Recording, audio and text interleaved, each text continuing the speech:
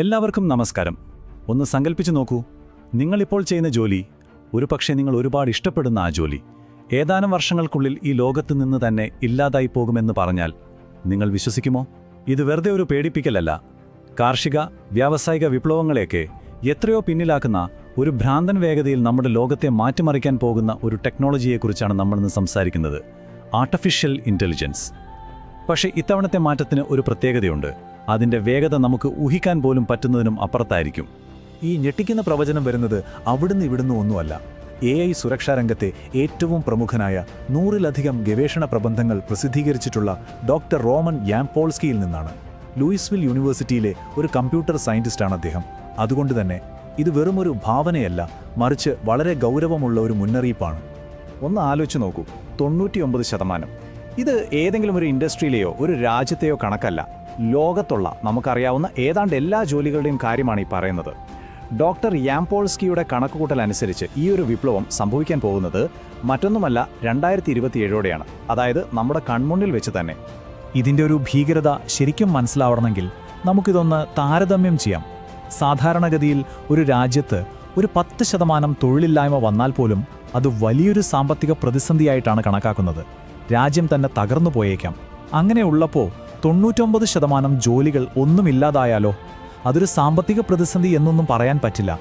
അത് നമ്മുടെ സമൂഹം എന്ന ആശയത്തെ തന്നെ പൊളിച്ചെഴുതുന്ന ഒന്നായിരിക്കും. അപ്പോൾ സ്വാഭാവികമായും ഒരു ചോദ്യം വരും: ഇതെങ്ങനെ സംഭവിക്കും? എന്താണ് ഇതിന് പിന്നിലുള്ള സാങ്കേതിക വിദ്യ? അവിടെയാണ് നമ്മൾ ആർട്ടിഫിഷ്യൽ ജനറൽ ഇൻ്റലിജൻസ്, അതായത് AGIയെ പറ്റി സംസാരിക്കേണ്ടത്. വളരെ ലളിതമായി പറഞ്ഞാൽ AGI എന്ന് പറയുന്നത് മനുഷ്യൻ്റെ തലച്ചോറിന് ചെയ്യാൻ പറ്റുന്ന എന്ത് ജോലിയുണ്ടോ, അത് എഴുത്തായാലും കലയായാലും സയൻസ് ആയാലും, അതെല്ലാം മനുഷ്യനേക്കാൾ എത്രയോ മടങ്ങ് നന്നായി ചെയ്യാൻ കഴിവുള്ള ഒന്നായിരിക്കും. ഇവിടെ പ്രധാനപ്പെട്ട വാക്ക് സഹായിക്കുക എന്നല്ല, പകരം വെക്കുക എന്നതാണ്. നമ്മളിന്ന് ഉപയോഗിക്കുന്ന AI ഒരു ടൂൾ പോലെയാണ്. ഒരു പ്രത്യേക കാര്യം ചെയ്യാൻ നമ്മൾ അതിനെ പഠിപ്പിച്ചു വെച്ചിരിക്കുന്നു. എന്നാൽ AGI അങ്ങനെയല്ല. അത് സ്വന്തമായി പഠിക്കും, സ്വന്തമായി ചിന്തിക്കും, ഏതു പുതിയ സാഹചര്യത്തിലും മനുഷ്യനേക്കാൾ മികച്ച രീതിയിൽ പ്രവർത്തിക്കും. ഇതുവരെയുള്ള ടെക്നോളജികൾ നമ്മുടെ കായികാധ്വാനം കുറയ്ക്കാനാണ് സഹായിച്ചതെങ്കിൽ AGI നമ്മുടെ ചിന്തയെയും ബുദ്ധിയെയും തന്നെയാണ് ഇല്ലാതാക്കാൻ പോകുന്നത്.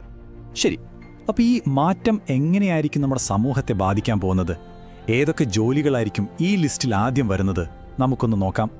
ഡോക്ടർ യാംപോൾസ്കിയുടെ അഭിപ്രായത്തിൽ ഇതൊരു 2 ഘട്ടമായിട്ടായിരിക്കും സംഭവിക്കുക. ആദ്യത്തെ ഘട്ടത്തിൽ കമ്പ്യൂട്ടറിന് മുന്നിലിരുന്ന് ചെയ്യുന്ന എല്ലാ ജോലികളും ഇല്ലാതാകും. അതിനുശേഷം റോബോട്ടിക്സ് രംഗത്ത് വരുന്ന ഭയങ്കരമായ മുന്നേറ്റത്തോടെ കായികാധ്വാനം വേണ്ട ഫിസിക്കൽ ജോലികളും പൂർണ്ണമായി ഇല്ലാതാകും. ഇതൊക്കെ കേൾക്കുമ്പോൾ നിങ്ങളുടെയെല്ലാം മനസ്സിൽ വരുന്ന ഒരു പ്രധാന ചോദ്യം എനിക്കറിയാം. കാലം മാറുമ്പോൾ പുതിയ ടെക്നോളജികൾ വരും, നമ്മൾ പുതിയ സ്കിൽസ് പഠിച്ച് പുതിയ ജോലികൾ കണ്ടെത്തണം. അത്രയല്ലേ ഉള്ളൂ. ഇവിടെയാണ് ഏറ്റവും വലിയ പ്രശ്നം. ഈ റീട്രെയിനിങ് അഥവാ പുതിയ കാര്യങ്ങൾ പഠിച്ചെടുക്കലേ ഇത്തവണ അത്ര എളുപ്പമാവില്ല. കാരണം നമ്മളൊരു പുതിയ സ്കില്ല് പഠിച്ചെടുക്കുന്ന സമയത്തിനുള്ളിലെ AI ഒരു മുഴുത്ത ഇൻഡസ്ട്രി തന്നെ പഠിച്ചെടുത്ത് കീഴടക്കിയിട്ടുണ്ടാവും. ആ ഒരു വേഗത, അതുമായി മത്സരിക്കാൻ നമുക്ക് മനുഷ്യർക്ക് സാധിക്കില്ല. പലരും വിചാരിക്കുന്നത് ക്രിയേറ്റീവ് ജോലികൾ, അതായത് എഴുത്തും വരയും സിനിമയുമൊക്കെ, അതൊക്കെ സേഫ് ആണെന്നാണ്. മനുഷ്യൻ്റെ ക്രിയേറ്റിവിറ്റിക്ക് പകരം വയ്ക്കാൻ ഒന്നിനും കഴിയില്ലല്ലോ എന്നൊരു വിശ്വാസം. പക്ഷേ സത്യം അതല്ല.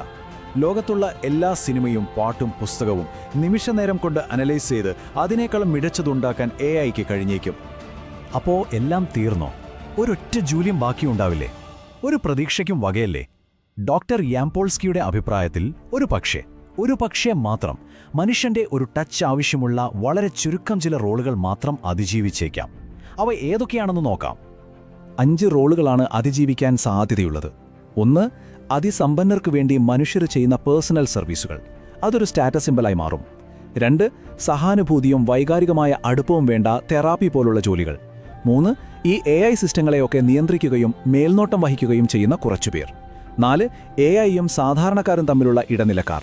പിന്നെ 5ാമതായി AIക്ക് നിർദ്ദേശങ്ങൾ കൊടുക്കുന്ന പ്രോംപ്റ്റ് എഞ്ചിനീയറിംഗ്. പക്ഷേ ഓർക്കണം, AI കൂടുതൽ സ്മാർട്ടാകും തോറും ഈ ജോലിയുടെ ആവശ്യവും കുറഞ്ഞു വരും.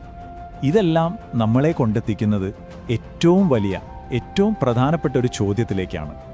ഒരു ജോലിയുമില്ലാത്തൊരു ലോകത്ത് നമ്മൾ മനുഷ്യർ എങ്ങനെ ജീവിക്കും? എങ്ങനെ നമ്മുടെ സമൂഹം മുന്നോട്ടു പോകും? അതെ, ഇതാണ് കാതലായ ചോദ്യം. വരുമാനമില്ലാതെ എങ്ങനെ നമ്മൾ നമ്മുടെ അടിസ്ഥാന ആവശ്യങ്ങൾ നിറവേറ്റും? എങ്ങനെയാണ് ഒരു സാമ്പത്തിക വ്യവസ്ഥയ്ക്ക് നിലനിൽക്കാൻ കഴിയുക? ഇതിന് വിദഗ്ധർ മുന്നോട്ട് വയ്ക്കുന്ന ഒരു ആശയമുണ്ട്: യൂണിവേഴ്സൽ ബേസിക് ഇൻകം അഥവാ UBI. അതായത് AI ഉണ്ടാക്കുന്ന കോടിക്കണക്കിന് രൂപയുടെ ലാഭം ലോകത്തുള്ള എല്ലാ മനുഷ്യർക്കും ഒരു വരുമാനമായി തുല്യമായി വീതിച്ചു നൽകുന്ന ഒരു സിസ്റ്റം. കേൾക്കാൻ നല്ല രസമുണ്ടല്ലേ? പക്ഷേ ഇവിടെയാണ് ഏറ്റവും വലിയ വെല്ലുവിളി വരുന്നത്. നമ്മുടെ ഇന്നത്തെ സാമൂഹിക സാമ്പത്തിക സിസ്റ്റങ്ങൾക്കൊന്നും ഇത്രയും വലിയൊരു മാറ്റത്തെ താങ്ങാനുള്ള ശേഷിയില്ല. പ്രത്യേകിച്ച് ഇന്ത്യയെപ്പോലെ ഇത്രയധികം ജനസംഖ്യയുള്ളൊരു രാജ്യത്ത് ഇതെങ്ങനെ നടപ്പിലാക്കുമെന്നത് നമുക്ക് ചിന്തിക്കാൻ പോലും പറ്റുന്നില്ല. പക്ഷേ പണത്തിൻ്റെ കാര്യം മാത്രമല്ല ഇതിലുള്ളത്. അതിനേക്കാളുമൊക്കെ ആഴത്തിലുള്ള വലിയൊരു ചോദ്യം ഇവിടെയുണ്ട്. അത് നമ്മുടെ ഐഡന്റിറ്റിയെയും ജീവിതത്തിൻ്റെ അർത്ഥത്തെയും കുറിച്ചാണ്. ഒന്ന് ആലോചിച്ച് നോക്കൂ, നമ്മളിൽ എത്ര പേർക്ക് നമ്മുടെ ജോലി എന്നത് വെറും ശമ്പളം തരുന്ന ഒന്നല്ല. നമ്മൾ നമ്മളെ തന്നെ പരിചയപ്പെടുത്തുന്നത് നമ്മുടെ ജോലി വെച്ചാണ്. നിങ്ങൾ എന്തു ചെയ്യുന്നു എന്ന ചോദ്യത്തിന് നമ്മൾ കൊടുക്കുന്ന ഉത്തരം നമ്മൾ ആരാണെന്ന് കൂടിയാണ് പറയുന്നത്. അപ്പോൾ ആ ഒരു ഐഡന്റിറ്റി, നമ്മൾ ആരാണെന്നുള്ള ആ ഒരു നിർവചനം മെഷീനുകൾ ഏറ്റെടുക്കുമ്പോൾ പിന്നെ നമ്മൾ ആരാണ്? നമ്മുടെ ജീവിതത്തിൻ്റെ ലക്ഷ്യം എന്തായിരിക്കും? വരുമാനത്തിനപ്പുറം മനുഷ്യൻ എന്ന നിലയിൽ നമ്മൾ ആരാണെന്ന ചോദ്യത്തിന് പുതിയൊരു ഉത്തരം കണ്ടെത്താൻ നമ്മൾ നിർബന്ധിതരാവും. ആ ചോദ്യം അത് ഞാൻ നിങ്ങൾക്ക് വിട്ടുതരുന്നു, ചിന്തിക്കാൻ.